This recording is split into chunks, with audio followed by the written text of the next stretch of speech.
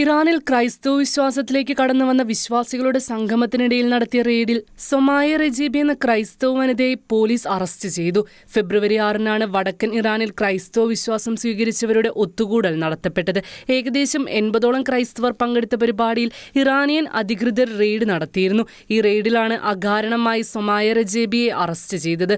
വടക്കൻ ഇറാനിലെ ഗദാബിൽ നടന്ന ഒത്തുചേരലിൽ ഇസ്ലാമിക് റെവല്യൂഷണറി ഗാർഡ് കോർപ്സിലെ ഏജന്റുമാർ അതിക്രമിച്ചു കയറി ബൈബിളുകൾ, ഫോണുകൾ, സംഗീതോപകരണങ്ങൾ എന്നിവ പിടിച്ചെടുത്തിരുന്നു. കൂടാതെ സമ്മേളനത്തിൽ ഉണ്ടായിരുന്നവരുടെ കഴുത്തിൽ നിന്ന് കുരിശുകൾ പിടിച്ചെടുക്കുകയും ക്രൈസ്തവരെ അവരുടെ ഇലക്ട്രോണിക് ഉപകരണങ്ങളുടെ പാസ്വേഡുകൾ വെളിപ്പെടുത്താൻ നിർബന്ധിക്കുകയും ചെയ്തതായി റിപ്പോർട്ടുകൾ വ്യക്തമാക്കുന്നു. ആർട്ടിക്കിൾ 18 അനുസരിച്ച് ക്രൈസ്തവർക്ക് അടിയന്തര വൈദ്യസഹായം ലഭിക്കുന്നത് അവർ തടയുകയും ചെയ്തു.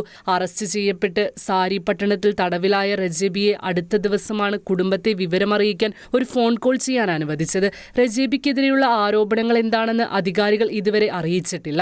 ഇറാനിൽ ക്രൈസ്തവർക്കെതിരായ ക്രൂരപീഡനങ്ങൾ ദിനംപ്രതി വർദ്ധിക്കുകയാണ്.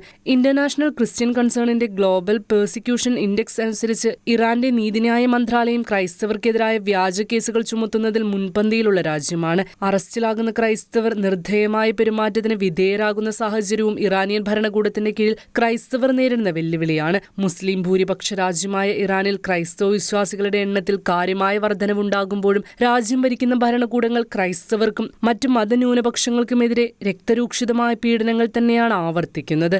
International desk, Shekinah news.